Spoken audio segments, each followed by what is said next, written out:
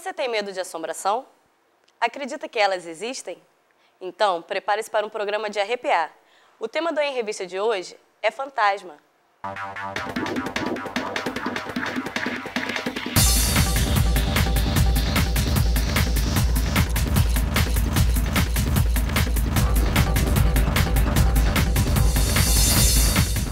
Não é de hoje que almas penadas, assombrações e fantasmas de todo tipo habitam a imaginação das pessoas.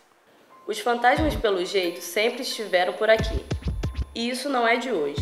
Histórias de casas mal assombradas e almas penadas assustavam até os descrentes. A igreja no século X dizia que a possessão era atribuída ao demônio ou a uma tentativa de um fantasma de se apropriar do corpo de alguém. Mas há quem jure que os fantasmas são pessoas vítimas de morte repentina. Com o kardecismo, a Sociedade de Pesquisa Psíquica passou a investigar com base científica os fenômenos sobrenaturais. Personagens fantasmagóricos viraram celebridades no submundo. Aqui no Brasil, há quem jure que nos antigos engenhos e suas senzalas ainda se pode ouvir os gemidos dos escravos. Fantasmas passeariam até mesmo pela Ilha Fiscal. Quando eu estou lá dentro, a porta abre sozinha, eu digo que é o imperador que está entrando. E todas as crianças, os olhos assim, bem grandes, e fecham assim, respiração, eu digo, é brincadeirinha.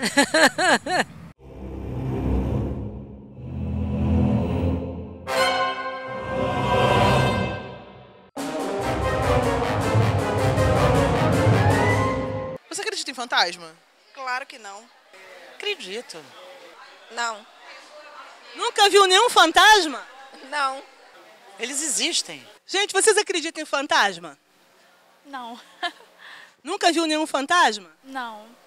E você, acredita em fantasma? Não. Nunca viu nenhum? Não. Em fantasma, não. Acredito em espíritos. Na verdade, esse termo fantasma não é utilizado pela doutrina espírita, né?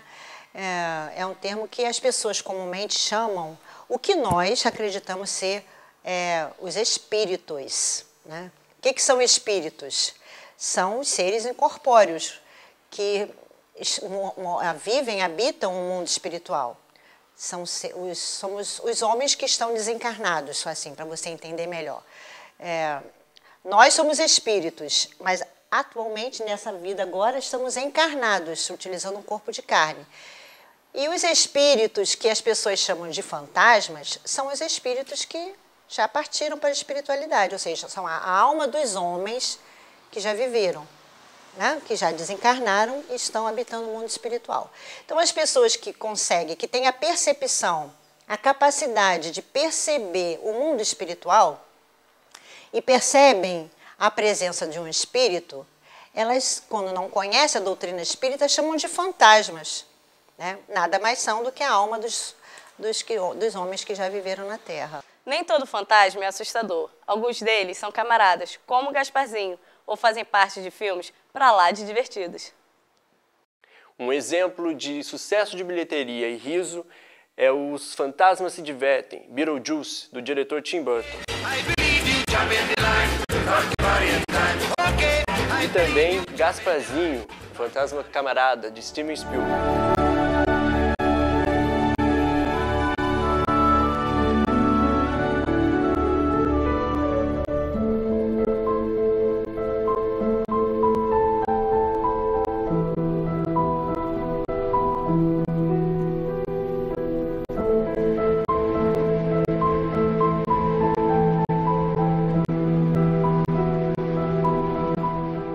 Também podemos falar dos fantasmas como seres que arrepiam os corações das garotas, como e se fosse verdade. No way, you don't exist. It's one of those dreams and you know you're dreaming. Get out! Another one, my. E também Ghost, aclamado sucesso protagonizado por Demi Moore e Patrick Swayze.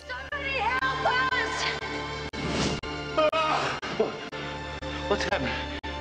It's like I think about you every minute. It's like I can still feel you.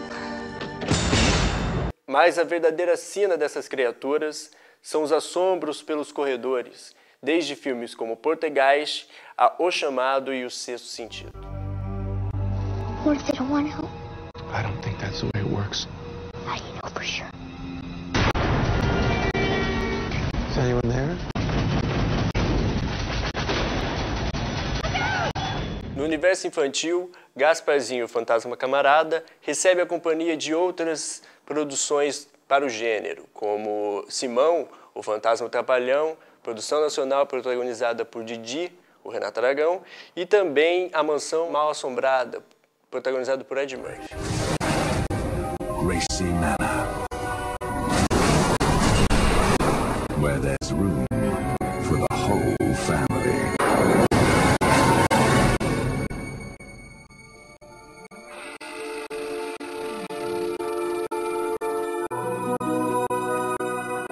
Hello? Is anybody here with the Everest from Everest and Everest Real Estate?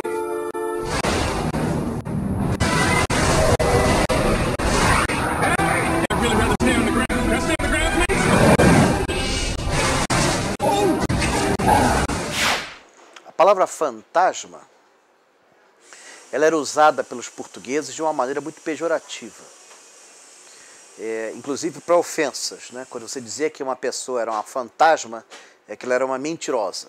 Agora, quanto a aparições, no sentido estrito da palavra, não focando aqui aspectos religiosos, você tem várias menções a isso ao longo da história do Rio de Janeiro. Nesta livraria, onde eu estou no momento, eu já vi um. Eu cheguei aqui, abri a porta, isso já faz uns 3 anos, olhei para a direita, tinha uma escada, né, uma escada de livros, uma escada vertical, e vi um cavalheiro de calça escura, sapato da mesma cor, uma camisa comprida, de costas, estava examinando os livros na estante. Eu estou pensando que eu era um leitor ou um funcionário da casa. Olhei assim, para a esquerda, estava lá a figura. Olhei para a direita, não tinha ninguém. Aí apareceu o diretor, o dono da livraria. Conversei com ele. Quando eu fui olhar de novo, não tinha mais ninguém ali. Eu não sei quem era esse fantasma intelectual, mas estava olhando a sessão de teatro. E falando em teatro, né, talvez o prédio que mais concentra histórias aqui no Rio de Janeiro é o Teatro Municipal. Pelo que eu conversei com os funcionários, a maioria dos fantasmas do Municipal eram ex-funcionários do teatro, que de uma certa maneira se sentiram presos àquele ambiente. Apenas um, assim, é uma grande exceção, e mesmo assim uma exceção espetacular, que é justamente o poeta, o príncipe dos poetas, Olavo Braz Martins dos Guimarães Bilac, Olavo Bilac. Olavo Bilac tem uma relação íntima com o Teatro Municipal. Foi ele que inaugurou o teatro em 1909, fazendo um discurso de 2 horas, onde terminava assim com uma frase icônica, né? O Teatro Municipal é a pedra mais preciosa da coroa da rainha das cidades. E eu já conversei com várias pessoas ali do teatro que viram já um homem, né, de paletó branco, um bigodinho, óculos de aro assim, arredondado. E quando você compara com a foto assim, é o próprio, né? Agora tem uma coisa, com todas essas entidades que eu conheci, que eu já vi, eu aprendi cada vez mais a ter medo dos vivos. Quanto mais vivo, pior. No próximo bloco, diversões fantasmagóricas.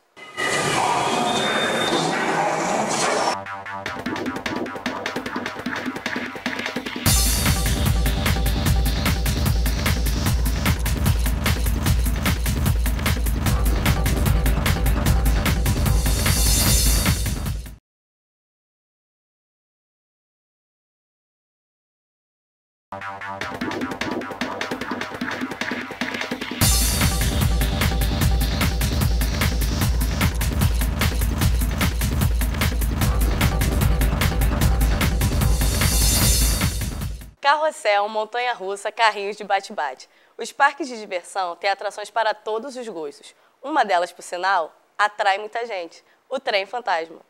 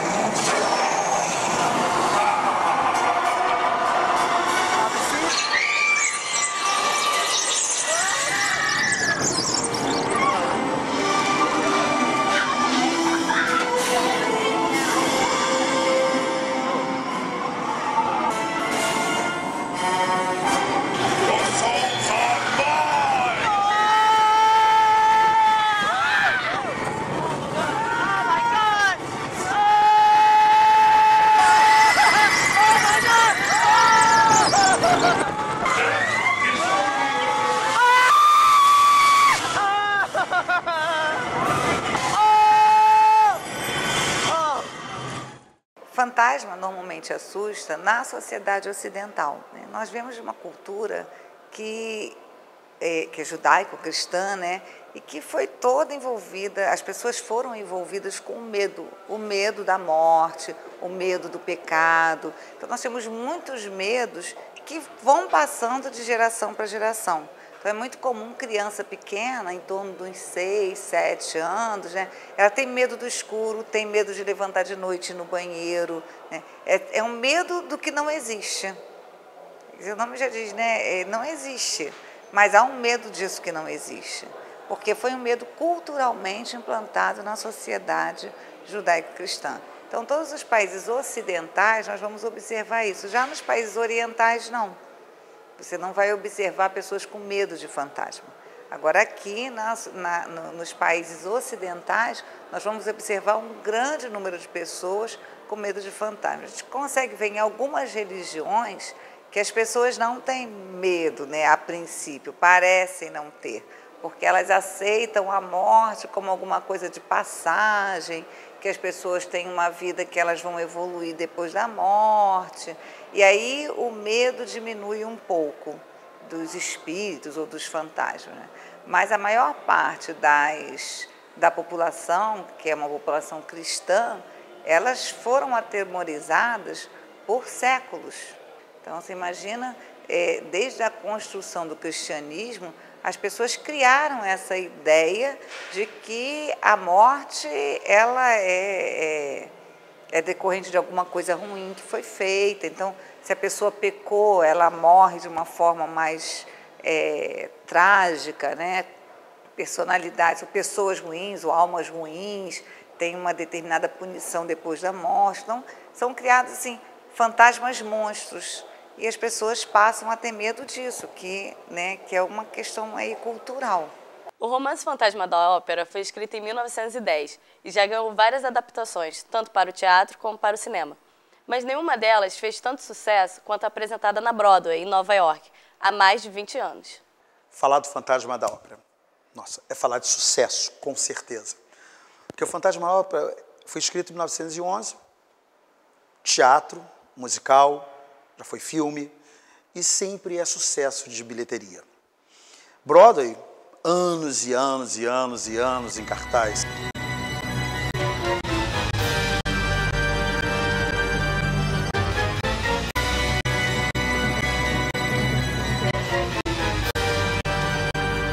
As pessoas procuravam o Fantasma. Agora, por que esta procura? Por que esse estilo, né, que ele montou, Charles montou, esse estilo tão forte? Ele montou um gênero gótico, um gênero que mistura o romance, mistura o mistério, mistura o amor platônico. E isso é importante, que as pessoas se envolvem. Qual é a história do Fantasma da Ópera? Ele vivia nos porões, né, da ópera, e ele fazia com que os donos do teatro deixasse ele num balcão selecionado para ele, senão ele ia aterrorizar todo mundo. De repente, ele dá de cara com uma menina tentando ser uma estrela, né? E ele se apaixona pelaquela mulher, Christine. Aí começa o envolvimento aí do mistério, do suspense, do amor platônico, toda a situação conflituosa que vai envolver Christine com seu fantasma.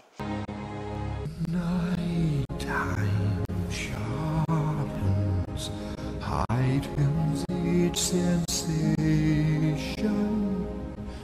darkness stirs and wakes imagination. Silently the senses abandon their defenses.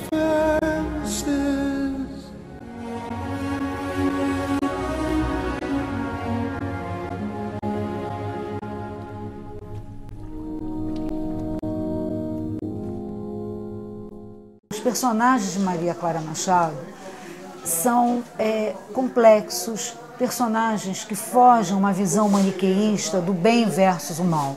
E por isso nós temos o fantasminha, né? Pluft, o fantasminha. O fantasma vem sempre associado à figura do mal, o que penaliza. E o que faz Maria Clara Machado, né? ela traz para o teatro brasileiro personagens estigmatizados. Assim, o Pluft, o Fantasminha, que de início, né, assusta e está associado ao mal, né, ele vem para ajudar a menina a superar as suas dificuldades. Né? A personagem principal acaba desenvolvendo uma relação de amizade com o Pluft. No próximo bloco... Uma das características dos jogos é essa sensação de emoção e de suspense, né? Então tem uma característica, uma categoria de jogos, né, que são chamados de Survivor Horror, né, que seria uma tradução de horror e sobrevivência. Fantasma, ele foi um personagem criado por Lee Falk. Ele surgiu em 1936, né?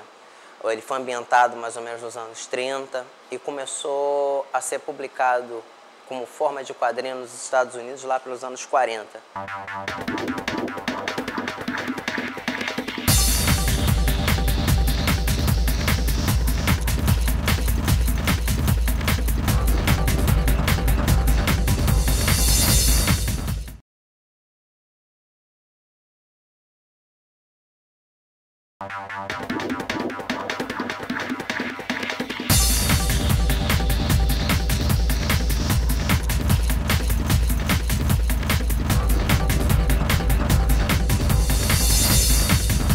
Pergunte à garotada se elas gostam de Fear ou Left 4 Dead, pois esses são dois dos games mais apreciados por eles.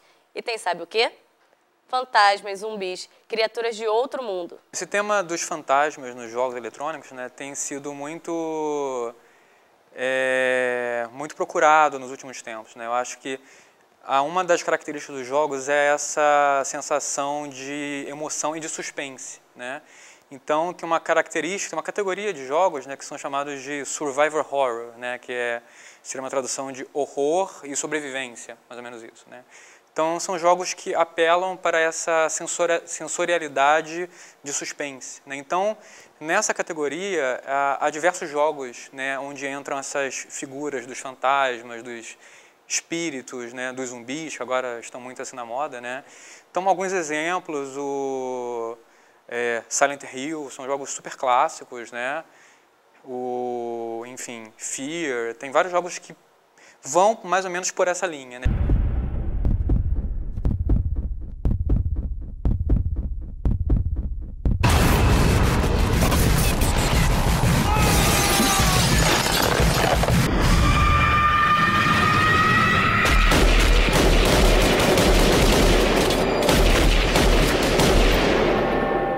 Jogo interessantíssimo que usa até do sistema de realidade aumentada, que seria a fusão, né, do mundo real com as imagens feitas pelo próprio jogo, chama-se Ghostwire, que é um jogo para o DS, né, uma plataforma móvel, né, como que portátil, né, e ele usa a câmera do próprio console para sobrepor as imagens. Então é um jogo em que a pessoa está pela rua ou está na sua casa, né, ela segura o console que está filmando o espaço em que a pessoa está e de repente aparece naquela tela, sobrepondo-se ao próprio espaço, né, um fantasma que seria uma espécie de um espírito, né. Can you help me?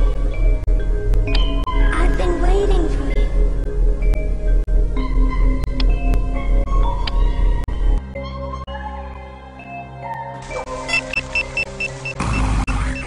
O fantasma ele foi o primeiro personagem, por exemplo, a usar uniforme, né? Esse típico colante. Antes dele não tinha nenhum que usasse esse tipo de coisa. Então, para a época, ele chamou muito a atenção. Até pelos trejeitos, formas como ele agia, aquele negócio do anel, da caveira. Todo mundo cita o anel da caveira, né? Que era aquela marca que ficava impregnada no rosto de quem ele golpeava. Mas ele tinha um outro anel, que tinha um símbolo da bondade, que ele deixava a marca, não através de golpes, é claro, nas pessoas que ele pretendia proteger e pelas quais ele detinha grande estima, né? Eram pessoas que podiam fazer o bem. Essas tinham a marca dele e eram protegidas por ele. Ele foi um personagem criado por Lee Falk. Ele surgiu em 1936, né? Ele foi ambientado mais ou menos nos anos 30 e começou a ser publicado como forma de quadrinho nos Estados Unidos lá pelos anos 40. Antes, ele saía em forma de tirinhas, né, diárias em jornais. As histórias dele abordavam coisas como combate a drogas, tráfico de armas, de animais, racismo, até no caso a própria máfia e piratas modernos, né? Porque nos anos 30, lá pela costa da selva, do país fictício onde ele vivia, ocorria muitos desses casos de piratas modernos que abordavam navios de grandes corporações para fazer sequestro e tudo mais, aí ele agia. Ele era conhecido como espírito que anda, pelos nativos da tribo Bandar, né? E todos acreditavam que ele era imortal, porque em diversas gerações ele sempre esteve presente. Mas o que acontecia é que havia uma sucessão de herdeiros que assimilavam o capuz do herói para dar continuidade à tradição. Os únicos que sempre souberam da verdade por trás da identidade do fantasma eram os líderes, o líder e a esposa dele, geralmente o chefe da tribo Bandar, que era uma tribo de pigmeus temidos, mas que auxiliavam ele durante as incursões dele pela floresta. Foi uma sopa de influências para muita gente. Acabou gerando obras para teatro, cinema, né? No início, já o cinema já engatinhava naquele período, mas já houveram várias adaptações para cinema, teatro, para quadrinho e até para desenho animado. Influenciou muita gente em diversos segmentos, não só dentro do policial. Muitas pessoas afirmam que conseguiram registrar em vídeo e em fotografia fantasmas de verdade. Muitas fotos ficaram famosas. Mas será mesmo verdade? Esquecendo as questões do Photoshop, esquecendo essas questões da tecnologia, se você vai fazer uma fotografia hoje, você treme essa imagem por algum motivo, você, por exemplo, vai fazer uma foto e não tem uma luz boa, aí a tendência dessa imagem é tremer. E quando essa imagem treme, automaticamente aparecem vultos na foto que muitos acham que é um fantasma, mas não é. Na verdade, isso é um erro da fotografia, né? Antes da fotografia digital, tinha a questão da fotografia analógica. O que poderia dar fantasma na fotografia que todo mundo, é um fantasma? São várias fotos feitas em cima da mesma película, ou seja, da mesma chapa. O filme fotográfico, você coloca o filme fotográfico na máquina, você aperta o botão disparador, passa uma imagem, você vai fazer uma outra foto. Só que acontecia, o filme foi mal colocado, então você batia várias fotos na mesma chapa. Essa superposição de imagem parece fantasma, mas na verdade não é um fantasma. Mais uma vez, um erro que acontece. O programa de hoje mostrou fantasmas camaradas, assustadores, apaixonados. Os fantasmas no parque de diversão e nos videogames. Mas como todos sabem, fantasmas não existem, né? A gente se vê. Que foi? Por que tá todo mundo correndo?